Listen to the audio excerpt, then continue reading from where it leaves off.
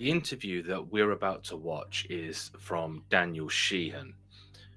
For those of you that don't know who Daniel Sheehan is, he is a highly regarded, highly qualified lawyer in the USA.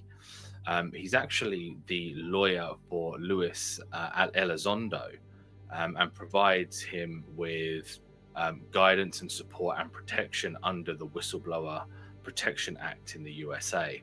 He's a very credible figure in the legal space across the USA and indeed the world, but he's also a advocate for the UFO community. The interview that you're about to watch is quite long. It's about an hour long, but I would, if you can, watch it because it is fascinating. And through this interview, Daniel Sheehan, who again, highly credible individual, confirms that he has first-hand knowledge in the form of documentation, whistleblowers, videos, and imagery, that there is a crash retrieval program, that there are underwater alien civilizations. Whether that's true or not, that's for you to decide, but this is what Daniel Sheehan claims.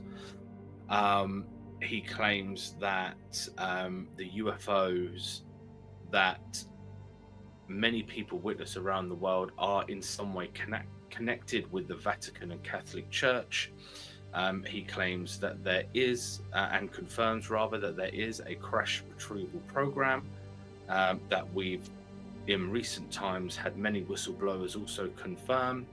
And he also confirms that as part of the back engineering programs that have been running since the 1960s, that governments, particularly the US, but not only the US, governments around the world are hiding many technologies for free energy for the entire planet, clean water for the entire planet, propulsion systems that could get us basically much further in space, much quicker, and that there are some, specific individuals that I won't mention, but are probably pretty obvious, that operate within the space genre and sector that know of these technologies, but don't use them because there's money to be made in the current propulsion systems, and it's all about money. And this is what Daniel Sheehan claims in this video. It's really very, very interesting. This is a very intelligent, very respected, highly educated, and highly credible person confirming all of these things. Take a look at this interview with Daniel Sheehan and see what you think.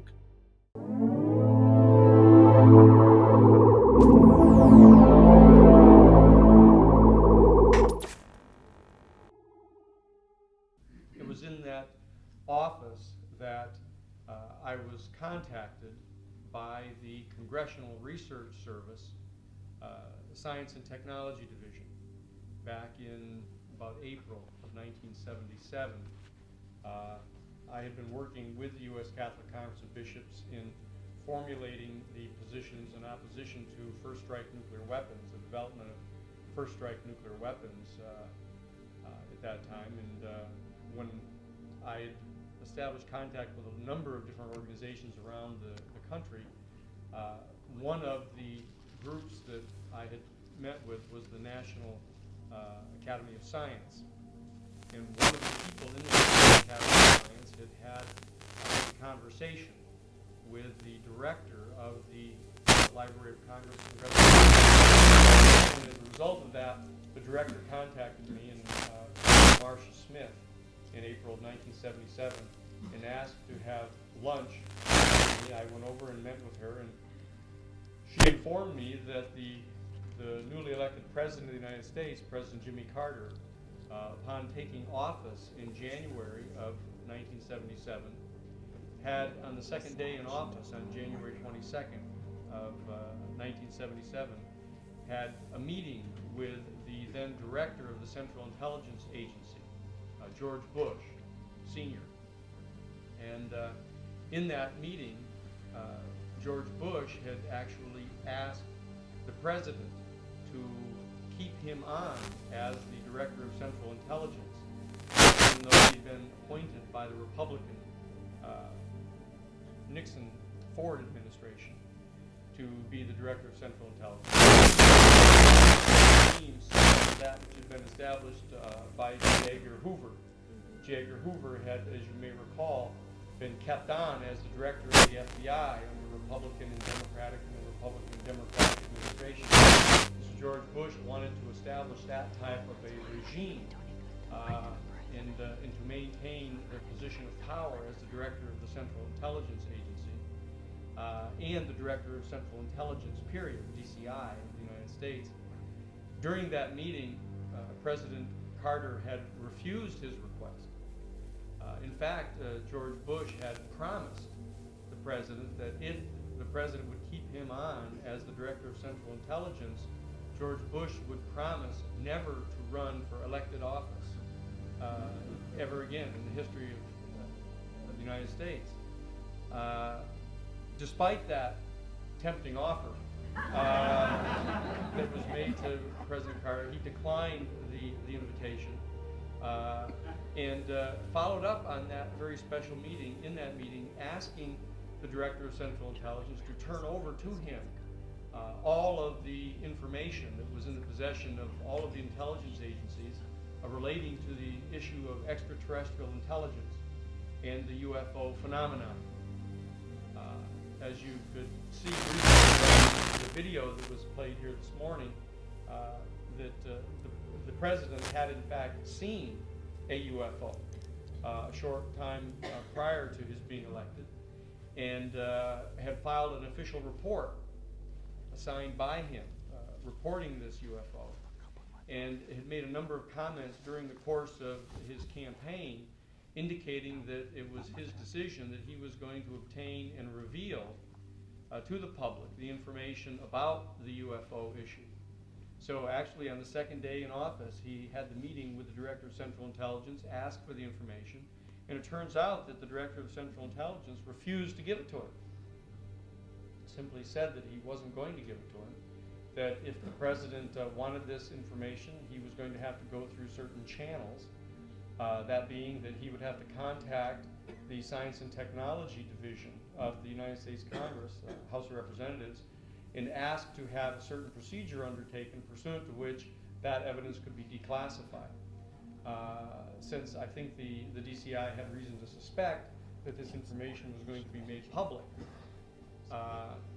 As a result of that, rather than confront the DCI, the president contacted the Science and Technology Division of the House of Representatives and undertook the process to obtain this information. The Congressional Research Service of the Library of Congress was then contacted and asked to begin a process of conducting two separate investigations. One was the investigation of the question of whether or not extraterrestrial intelligence existed in our galaxy or elsewhere in the universe. And secondly, to give a report to the president on all the information that was available relating to the existence of these UFOs and what they were. Marcia Smith, upon beginning this rather extraordinary investigation on behalf of the Congressional Research Service Science and Technology Division, had mentioned this fact to a friend of hers who turned out to be secretary of the National Academy of Science. At which point this woman, Rosemary Chalk, recommended to Marcia that she might think of contacting me as chief counsel over at the Jesuit National Headquarters Social Ministry Office to see whether or not the Congressional Research Service might get access to the information concerning extraterrestrial intelligence and the UFOs in the Vatican Library in Rome.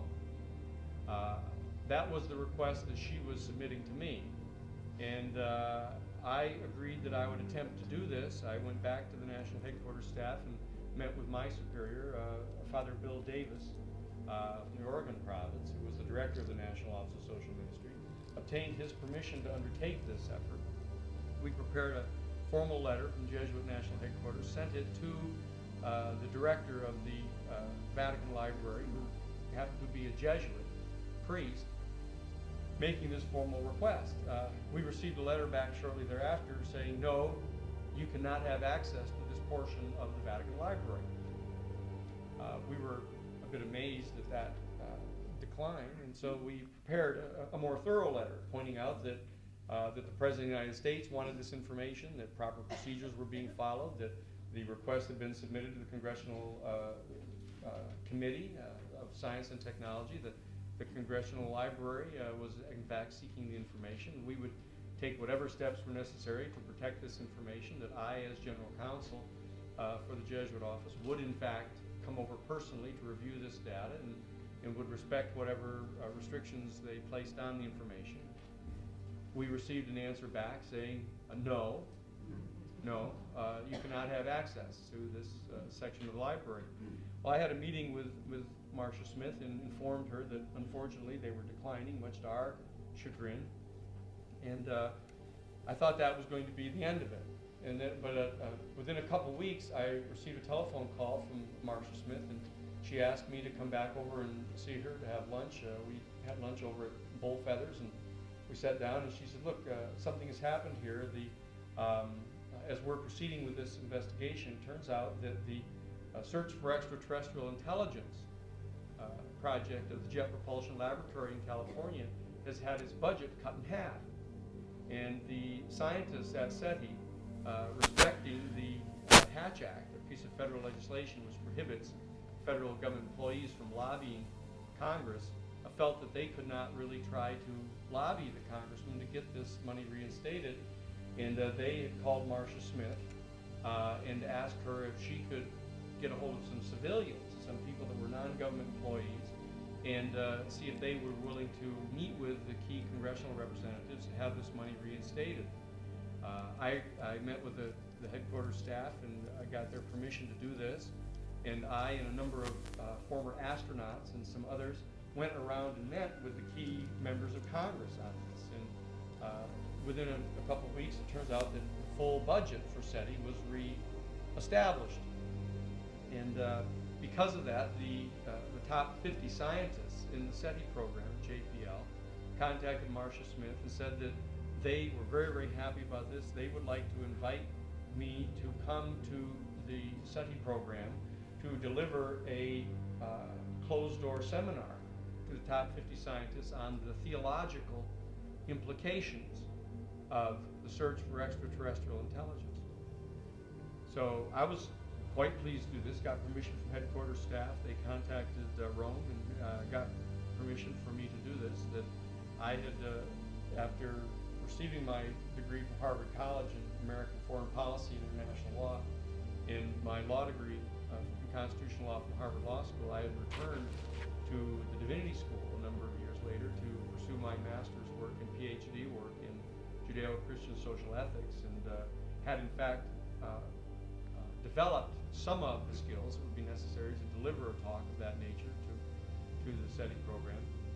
So I contacted Marcia Smith and I said, look, if I'm going to be doing this seminar for the people at SETI, I'd like to, if I could, get access to the actual study that you're doing for the president on these two very important issues in order to prepare appropriately for this.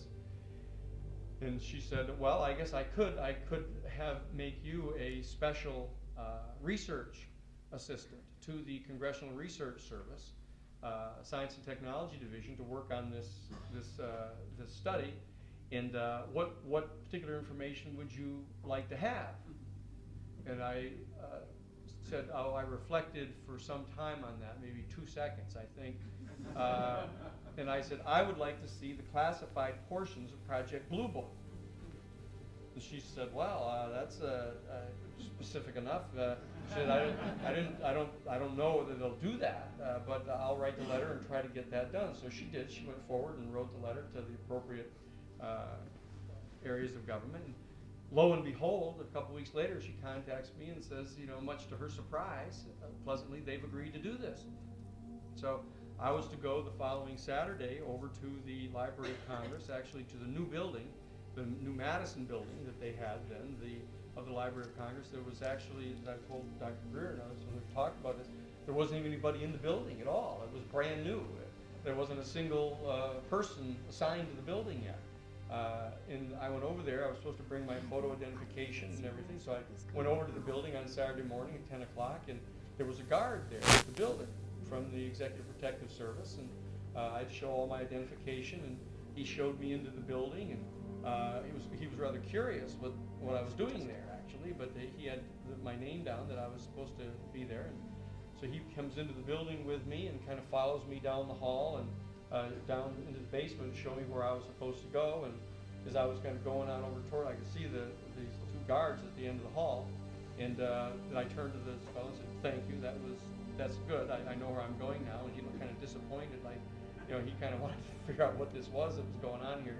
And so I said, "Thank you very much. I think I can find it now." And I go down to the end of the hall, and there are these two men, fairly young guys, mid-30s, standing at the door with little earpieces in and suits, and there was another fellow dressed in a suit sitting at a small little table right next to me. I came in and showed him all my identification and my DC bar card and New York bar card and others, and so he said, "Look, okay, you're going to get a little while, about an hour or so in here to look through all these documents here, but you can't bring your briefcase in or anything, and you have to leave that here, and you aren't allowed to take any notes at all." And it turns out I told the people about this the other night when I was telling this. I had a yellow pad under my arm, so I put my briefcase down and I kind of walk into the room and look in there, and there's about maybe like 20 or so of these little shoebox size things, a little bigger than shoeboxes, kind of like this off greenish mellow color, these little boxes with little string ties, those little things, strings you tie in those circles on the side. So I started looking and I said to myself, "Gee, I'm not going to get that much time if I start reading documents. I'm going to never get anything done here. So what I'm going to do is I'm going to look for pictures." So I opened up this first little box, and it turns out they have a whole bunch of these little canisters of microfiche, actually. So I unscrew the tops and I put them on this little machine. This is one of these little tin, gray, overhead, hand cranked little deals. This was high-tech. This was a high-tech operation we had over here. So I put this little microfiche on, and I started to crank through these things, and I'm looking, there's a whole bunch of documents. I'm going, documents. I'm not going to be able to read these things. I know I'm not going to be able to. I've got to find some pictures. So I put that little can back in, and I started looking through more, and I opened up another box, and I looked through until I hit one that had pictures.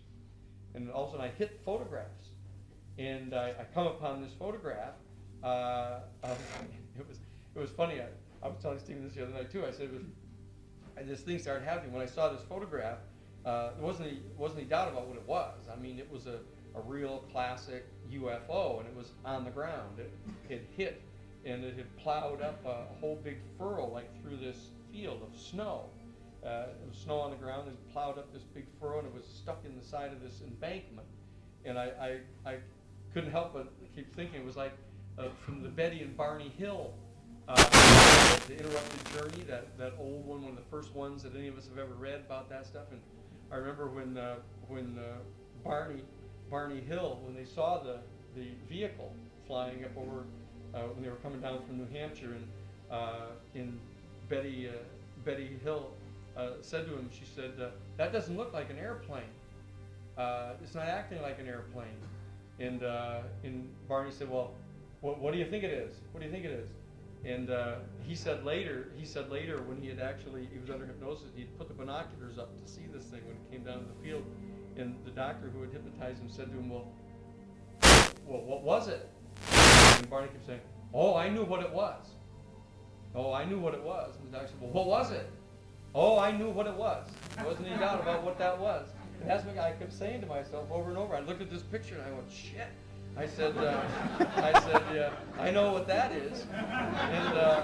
And so I said, "Gee, it just," I was kind of flabbergasted. So I turned the next picture on it, and here's these Air Force guys, United States Air Force guys, in their parkas and big furry hoods and little name tags and stuff, and they're taking photographs of this thing. And so there's pictures being taken of them taking pictures of this craft. And then the next picture I cranked over to is there's two Air Force guys with this big long tape measure, literally big long tape measure measuring this thing. And so I was looking, and I could see in that photograph, I could see off the way that the vehicle was on the ground, it had hit into the side of this bank, and it was kind of tipped toward me a little bit. And so I could see the top part of this thing, and you couldn't quite see the underneath of it. That there was a whole bunch of snow and mud and stuff plowed up underneath it. But the way that it was tipped, I could see on the side of this craft, there were like these symbols, and I could see them on there. And so I went, oh wow, and I cranked ahead to see if I could get kind of a close-up picture of these things. And sure enough, one of the photographs had like a close-up of these symbols on the thing. So what I did is I look around and check to see if these guys looking. The door was open a little bit, but they weren't looking at me right directly. So I look around like this, and I take this yellow pad out, and I flopped it open to the part where the cardboard backing was showing, and I recalibrated this little overhead projector so that it shrunk the picture down to just the exact same size as the back cardboard part of this little yellow pad. And I took out my pen and I traced them, just absolutely, so I get them absolutely perfectly exactly what they were, right? And I traced them all out, and I closed the yellow pad back up. I put my pen back away, and I said, I better get out of here, man. I said, you know, I've got it now. I said, I see it. And I've kicked myself 1,000 times since then. You know, as a professional investigator, you know, did the Silkwood case and Ron Conner, you know, I'm really cool. And I was just going, I'm getting out of here, man. I've got it, and I'm getting out of here. So I closed this whole thing up and put the little thing back in the canister and screwed up and put the thing back on and tied the little ties and put the box back in where it was, etc. And take the little yellow pad and put it under my arm, right? So I turn around and just kind of sashay out, and I was avoiding whistling. I didn't want to sound too. But so I said, I walked by these guys, and just as I'm going over to get my briefcase, and the guy sitting at the table goes, Mr. Sheehan, what is that you got there? And I looked around and I went, oh, this is just a yellow pad. He said, let me see that. So I took it and handed it to him like this, and he reaches in and he ruffles through all the yellow pages like that, and there's nothing there. He closes it up and hands it and gives it back to me like that. So I stuck it under my arm and just turned around and just kind of went right on away like that. And so I go on, and so I go back over to Jesuit headquarters and get a hold of Father Davis and show him this thing, and we then meet with the other staff guys. I tell them what we've got, and I said that, look, what we want to do is call together the heads of all 54 major religious denominations in the country and have a retreat. I don't want to tell them what it's all about to begin with. I want somebody to show up. So he said, look, we're going to have a retreat, and what we want to do is we want to talk about the different issues that we might, as the collective religious community, might come up with some policy positions before the Republican and Democratic parties have actually taken positions on things. Because after the parties have taken positions on an issue, if you support either one of them, you're accused of being biased or partisan. So we wanted to have a discussion about future issues that we might take positions on. And so we're having this thing out in Virginia, and right over that a couple weekends later. And so Judy Stone, who was chairing the thing for the National Council of Churches, she says, okay, we all know we're here for, what are the issues that we'd like to raise to develop policy positions on, where we might have some common position among the different religious organizations. And there's this big long silence, and I went, after a while, I went, I've got one. I've got one here. She goes, okay. She says, what is it? I think that we ought to try to look into and formulate policy positions on the issue of extraterrestrial intelligence and the issue of these UFOs. There's this big, long, kind of deafening silence fell over the place for maybe 20 full seconds. And she then looked, she said, are there any other ideas? More ideas anybody's got here? So it didn't work. They weren't quite prepared to do all this. And so I didn't really, I just had it. I didn't know quite what to do. I put it in all my documents. It's in my files and stuff from the Jesuit office. And it wasn't until years later that after we'd done the Iran Contra case and we'd done all these other things that you may have heard about, some of the work we did. I get called by a good friend of ours, Ron Robertson, who's the head of the art department in Santa Barbara City College, and he had been involved in helping to organize public talks in Santa Barbara on Iran-Contra and on the Karen Silkwood case and on the 3 Mile Island litigation and other cases that we had done.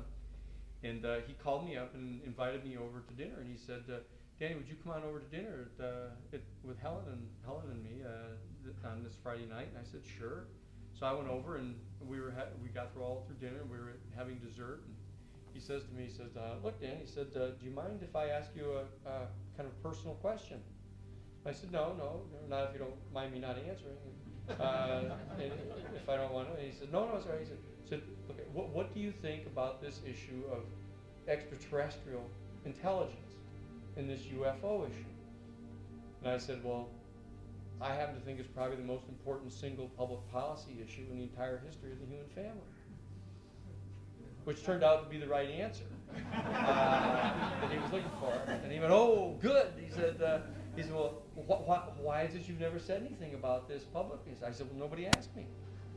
And he said, well, look, let me explain to you. He said, my best friend, I was his best man at his wedding 30 years ago, is Dr. John Mack, the founder and chairman of the Department of Clinical Psychiatry at Harvard Medical School.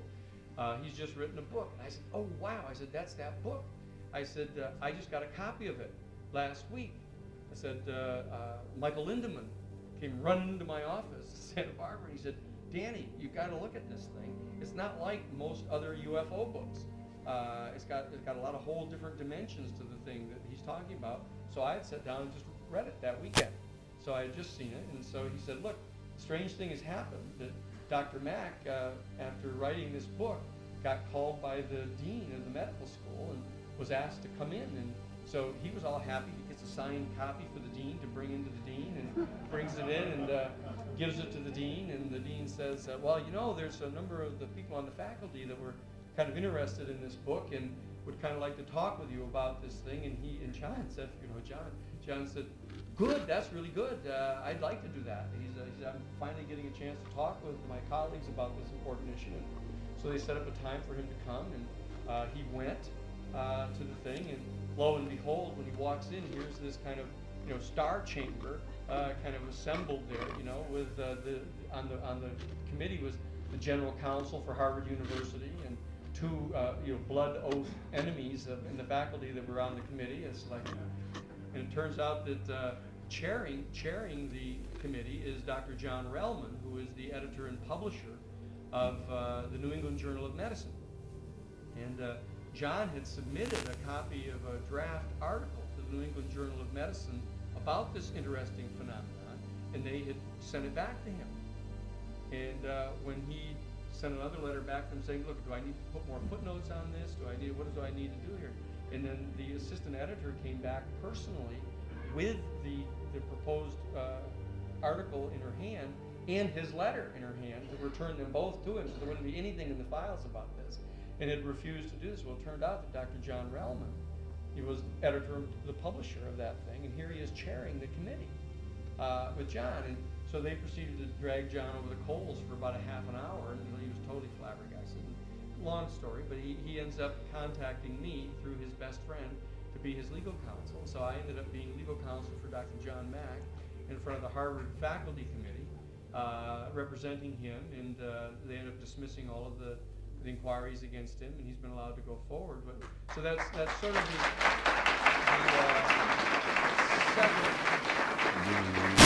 so that I guess is, in addition to this little event that I had when I was at Jesuit headquarters, is the second reason I'm here. But the third reason that I'm here, I suspect, is because of the cases that I've done.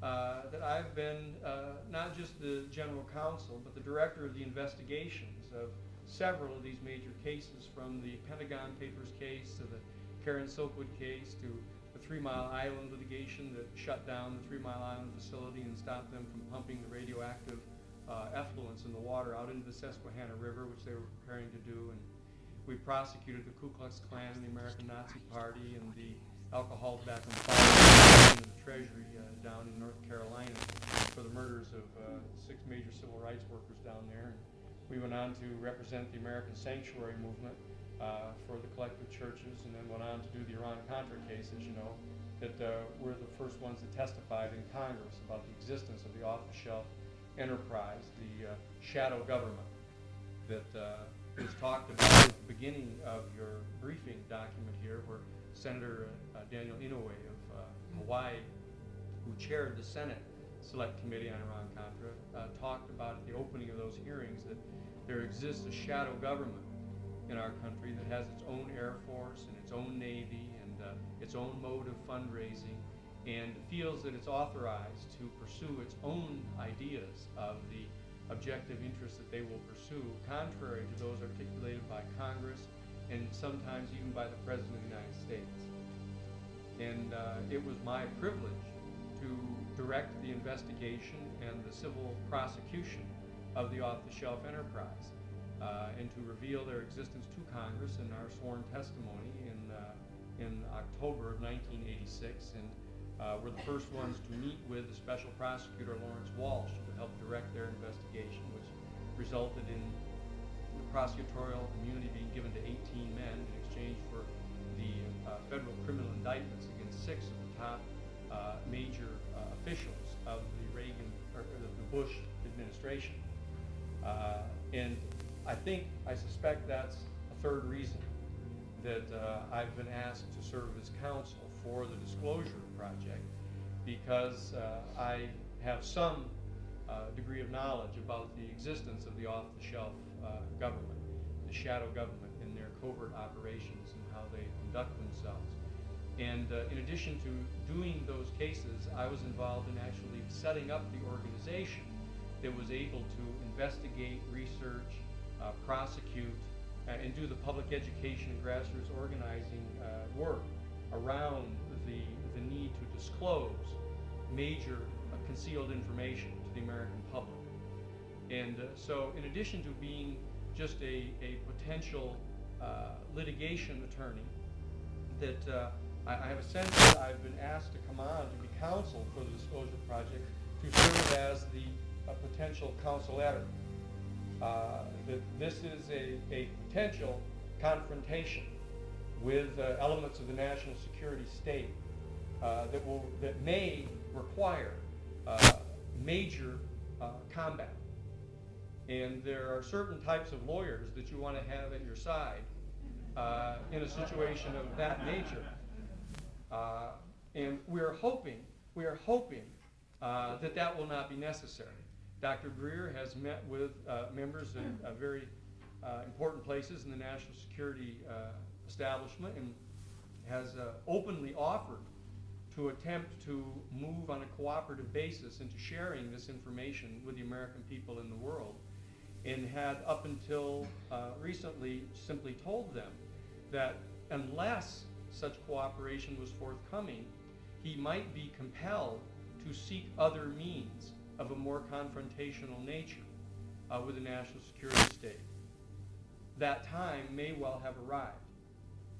And that is why decisions have been made in this last week to come forward in our capacity as citizens, after having spent many, many years attempting to get the affirmative cooperation of various government institutions to come forward to exercise their constitutional responsibility to bring this information to the world, and they have to this date declined to do so. And Dr. Greer has therefore made a decision to ask his many witnesses and confidential sources that he has retained confidential over the years to come forward and to undertake the initiative as citizens, to come forward and to provide this information no matter what the national security state happened to think about this. And that this is the type of consciousness that is really necessary on the part of we citizens in order to get things of this nature done. It's a special form of citizen diplomacy, of moving forward, taking full responsibility for our citizenship. We, in fact, comprise only approximately 6% of the entire human population in this nation state. And yet we are uniquely situated in such a way that through the exercise of our constitutional powers and by the exercise of our democratic rights, we have the capability of revealing and exposing this extraordinary set of opportunities to the world. Many other people throughout the world, no matter what they did, and no matter how much they wished to do so, could not have such effect. And we can do this. Now, this is something that I have discovered over the years, that I have learned, as I mentioned the other night in our discussions. I've been in the meetings with small handfuls of individuals at critical points in our history over the past 30 years, where very important decisions were made, that we would go forth and we would reveal this information to the American public, whether the national security state wanted to do so or not, whether we could get either the Republican or Democratic Party leadership to support us, despite the fact that both Republican and Democratic Party leadership did not want this information out, that we would do this in any event. In every single one of these cases, that has been the condition in those small meetings. And what I wanted to do today, as I did one night ago, I think, it seems like ages ago now, when we gathered in a somewhat smaller group, is I shared the view that it is important for those of us who find ourselves in a unique position in history, both in time and place and potential opportunities that we have, the particular condition of life that we find ourselves in, allow us the potential freedom to not just be witnesses of history, but to be participants in history itself. And that's the special opportunity that you have today, that you are just at the beginning to learn about some of the details of this information through the most authoritative witnesses that we are capable of bringing you. And we stand ready within the Disclosure Project to help coordinate these efforts among our citizenry, to help coordinate the grassroots organizing, the public education activities, the lobbying activities, the professional investigation activities, and, if necessary, the prosecution activities to bring major legal action, to bring this information to the American public and to the world. At this point, we are still hoping that that will not be necessary. So what we are asking, while such potential litigation is being prepared, that we as citizens move forward in the political realm, in the public policy and public education realm, to organize not just simply a single issue political movement, so that people will be saying, oh no, here come those UFO people again. Because as Dr. Greer and many of the other people whom you've heard today have pointed out, this issue reaches over very quickly into the issue of resolving the global warming problem.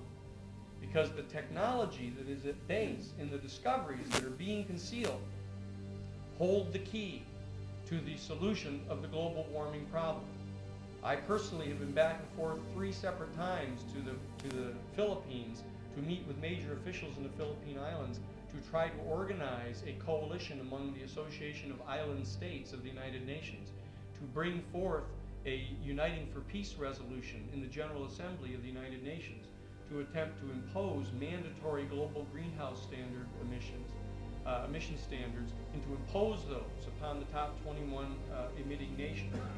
And I know that there are avenues pursuant to which we can do this, but the United Nations panels of scientists have stated emphatically that unless the global greenhouse gas emissions that are presently being put into the atmosphere every calendar year are reduced by 70% within a 10-year period, that our planet faces over the next 100 years an 11.5 degree Fahrenheit rise in temperature, global mean temperature. And this means a minimum of a 40-inch rise in sea level. This means the potential catastrophic melting of the polar ice caps. This means a potential devastating impact upon not just the island nations of the United Nations, but many nations having low-lying areas where their freshwater aquifers will be contaminated by salt water. We're looking at potential catastrophe for the human family. And in the face of that, we have George W. Bush and his administration asserting that there is no real certain evidence that global warming is real. We have him insisting that they in fact build more and more petroleum-based energy generation centers. He in fact is now openly advocating moving the nuclear waste from the 103 private nuclear reactors around the United States to a single place under Yucca Mountain in Nevada, which in fact sits right above the southwestern aquifer, where the main fresh water for the entire Southwest resides. And they do not have the safety precautions necessary to move any of those materials. They have not been able to find any safe way of moving those materials. And they're openly advocating moving those materials out of the storage facilities in these 103 facilities throughout the United States, so they can then recertify those 30-year-old nuclear reactors, so they can again generate an entire new generation of radioactive materials that they have no way in their acknowledged way of disposing of those. So you see that this not only touches upon the issue of global warming, it immediately touches upon the issue of nuclear power.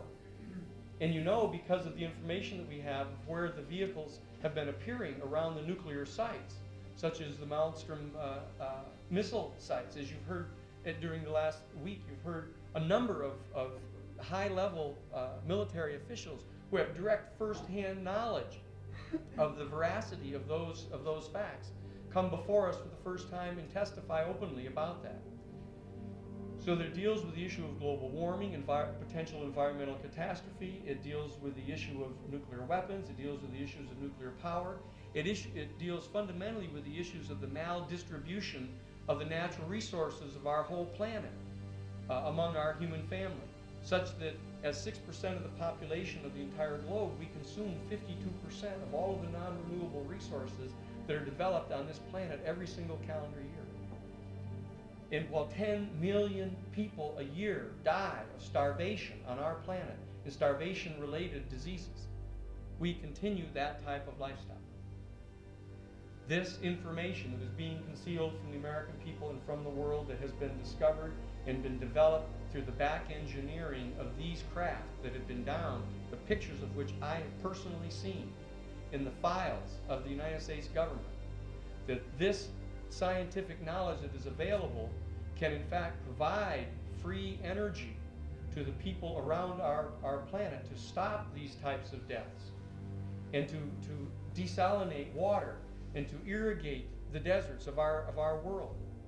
And it can also assist us, most importantly, in reaching up to the stars, to reach out and to establish contact with our fellow citizens in our galaxy who have technologies 1,000,000 years in advance of ours, to assist us, as was pointed out by Colonel Brown and others this morning, to assist us with the type of medical solutions to our problems, the decontamination of our planet, the solution to our energy problems, but very importantly, to step us up to the entire next point of evolution of the human family. And that is what we are really dealing with here. We are dealing fundamentally with an entire new human paradigm. And that is, I believe, the fourth reason that I've been asked to have this special privilege of serving as counsel to the Disclosure Project, because for the past 2 years, I was privileged to be invited by President Gorbachev to work at the Gorbachev Foundation in San Francisco as the director of the strategic initiative to identify the new paradigm. And the effort that we've been engaged in is an attempt to respond to the so-called end of history dialogues that have been instigated by Professor Fukuyama at the university. That must be Fukuyama now. That Dr. Fukuyama has stated that now that we have reached the end of the Cold War, that there are fundamental choices that we are faced with of what type of new world are we going to work together as citizens on our planet to establish. And instantaneously, the classic conservative and Republican ideologists have, the classic liberals and conservatives have run to the fore and proffered to the world their two well-worn, well-tested, and almost thoroughly failed proposals as to how we go about organizing our planet. And what the Gorbachev Foundation was doing through the State of the World Forum was attempting to point out that there are a lot more than just these two alternative paradigms for our human family to consider at this special juncture in human history. There are at least 7 fully articulated, completely internally consistent worldviews that the human family has already come to recognize. Each has its own unique cosmology, its own epistemology, its own teleology, its own mode of ethical analysis, its own mode of ethical reasoning, as I said, and its own political philosophy, and its own mode of spiritual expression. What I am suggesting is that in addition to these well-known 7 major human paradigms, that we are on the very brink of discovering the 8th. And this, because all of the previous 7 human paradigms all presume that our human family is at the apex of all biological evolution in the entire universe. And that we, in fact, are the unique nexus and connecting point between the material realm and the realm of the spirit. And lo and behold, we discover that we are not alone. And so that is the point that I addressed to the 50 leading scientists at SETI. Because in addition, if you're going out looking for other intelligent life in the universe, you have to understand that if we define ourselves as a species as being defined uniquely and exclusively by our possession and access to the intellect, intellectus, the Latin root of which is the ability to distinguish the difference between, then we are going to find other beings who define themselves only on the basis of the difference that they have between themselves and the rest of the universe, including us. And I was suggesting to them that there exists the knowledge within our human family that there is a new and important additional faculty that the human family has been developing over the past several 100,000 years, which is the faculty of relegare, is the relinking of ourself back to the universe, to understand that we flow out of the universe, are in an integral relationship with the universe and all other beings in the universe. And this is an additional faculty that we have, that we need to understand. And that while we go looking for other intelligent life in the universe, we need to look for other intelligent life in the universe that also appreciates this additional faculty that we recognize. And it is in the relationship between these two important faculties that we are going to find our sisters and brothers in the universe, and that we are going to be able to establish alliance and relationship and become worthy of citizenship on an equal basis in our galaxy. Because it's going to be extremely important that we do not fall prey to either one of the potential erroneous temptations that face us as a species at this unique point in our history of evolution.